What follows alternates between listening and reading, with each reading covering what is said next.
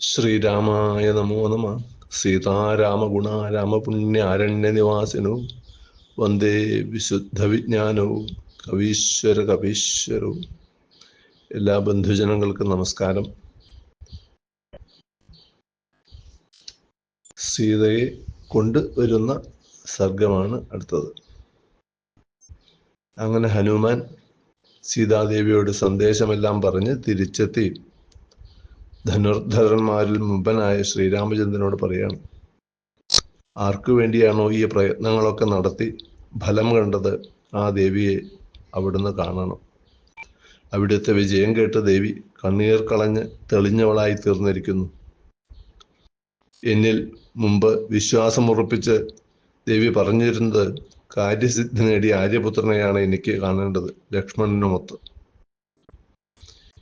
ഇത് കേട്ട് ധർമ്മിഷ്ഠനായ രാമചന്ദ്രൻ ഒരു വേള ചിന്തിച്ച് കണ്ണീരൊഴുക്കി വലിയൊരു ചുടുനിശ്വാസത്തോടെ നിലത്തേക്ക് നോക്കി അടുത്തുള്ള വിഭീഷണനോട് പറഞ്ഞു, ദേവിയെ തല കുളിപ്പിച്ച് ദിവ്യാംഗരാഗങ്ങളും ധാരാളം കുറിക്കൂട്ടുകൾ, ദിവ്യമായ അംഗരാഗങ്ങളും ദിവ്യാഭരണങ്ങളും ധരിപ്പിച്ച് ഇങ്ങെത്തിക്കൂ. ഇത് കേട്ട ഉടനെ തന്നെ വിഭീഷണൻ അന്തഃപുരത്തിലെത്തി തൻ്റെ വരവ് സീതാദേവിയെ അറിയിക്കാൻ ആളെ അയച്ചു. പിന്നെ തലയിൽ 2 കൈയും കൂപ്പി വെച്ച് ദേവി രാമചന്ദ്രൻ പറഞ്ഞ പ്രകാരം അണിഞ്ഞൊരുങ്ങി പുറപ്പെടണമെന്ന് ഉണർത്തിച്ചു. ദേവി പറഞ്ഞു, ഹേ രാക്ഷസാധിപ, ഇങ്ങനെ തന്നെ അദ്ദേഹത്തെ ഞാൻ ചെന്നു കാണട്ടെ. അപ്പോൾ വിഭീഷണൻ പറഞ്ഞു, അയ്യോ, അദ്ദേഹം നിർദ്ദേശിച്ച പ്രകാരം തന്നെ ചെയ്യണേ. അപ്പോൾ സീതാദേവി, ശരി, തസ്യത് വചനം ശ്രുത്വാ മൈഥിലീ പതിദേവത.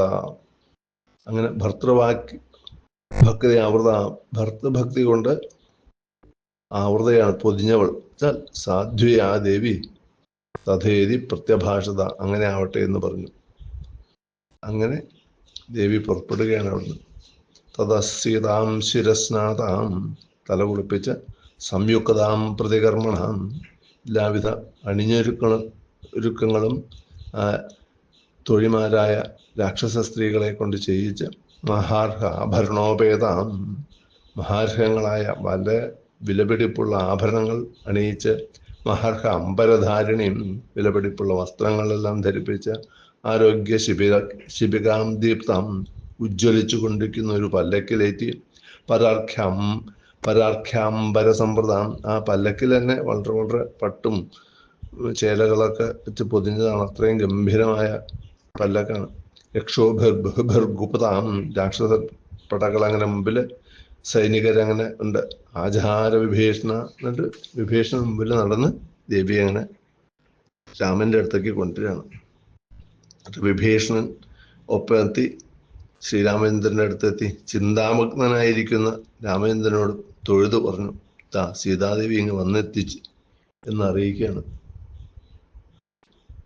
അങ്ങനെ അറിയിച്ച സമയത്ത് താം ആഗതാം ഉപശ്രുത്യാം, ദേവി എത്തിയിട്ടുണ്ട് എന്നറിഞ്ഞ് രക്ഷോ ഗൃഹ ചിരോഷിതം, രാക്ഷസാധിപന്റെ ഗൃഹത്തിലല്ല എങ്കിലും എത്രയോ കാലം താമസിച്ച് ആ ദേവിയെ കണ്ടപ്പോൾ രാമചന്ദ്രന്റെ ഉള്ളിൽ 3 വികാരങ്ങളാണ് ഒരുമിച്ച് വന്നേ എന്നാണ് പറയുന്നത്.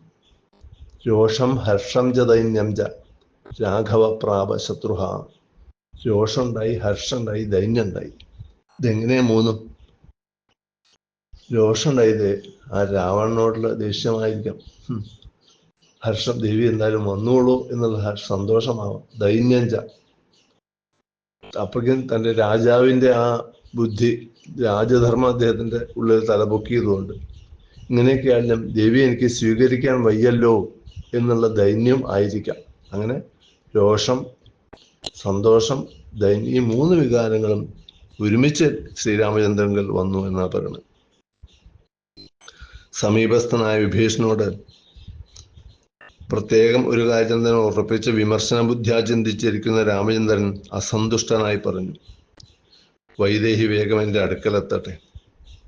വിഭീഷണൻ ആജ്ഞാപിച്ച പ്രകാരം രാക്ഷസ സൈനികർ ജനക്കൂട്ടത്തെ ഓടി അകറ്റം തുടങ്ങി. ദേവി ഇങ്ങനെ വരാനപ്പോഴേക്കും ധാരാളം അതുവരെ അന്തപുരത്തിലെ കണ്ടുള്ളൂ. രാക്ഷസന്മാർ ആരും കണ്ടിട്ടില്ല ദേവിയെ ഇതുവരെ.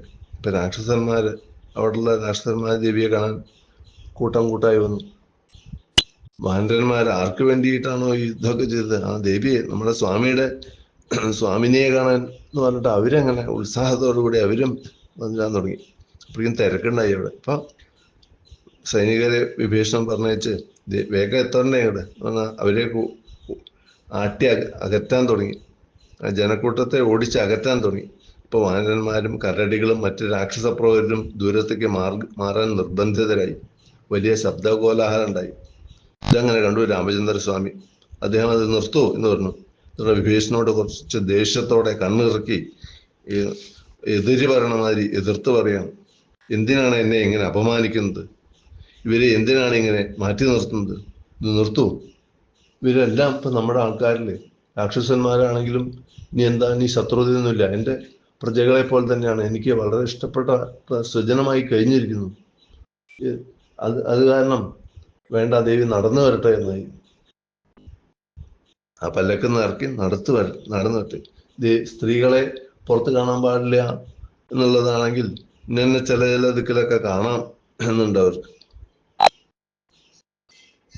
സങ്കടങ്ങളുടെ വലിയ വലിയ യുദ്ധം, യാഗങ്ങളുടെ വിവാഹം, ഇങ്ങനെയുള്ള അവിടെയൊക്കെ സ്ത്രീകൾ പുറത്തൊക്കെ അവരെ കാണിക്കാറുണ്ട്.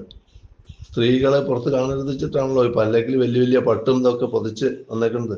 അപ്പോൾ വ്യസനേഷു കൃച്ഛ്രേഷു, സങ്കടം വരിക, അല്ലെ കൃച്ഛ്രച്ച ഭയങ്കര വെള്ളപ്പൊക്കം, അങ്ങനെയുള്ള ബുദ്ധിമുട്ടുകൾ വരിക, യുദ്ധം, സ്വയംവരം, യാഗം, വിവാഹം, ഇതിലൊക്കെ ദേവി സ്ത്രീകൾ പുറത്തു വരാറുണ്ട്.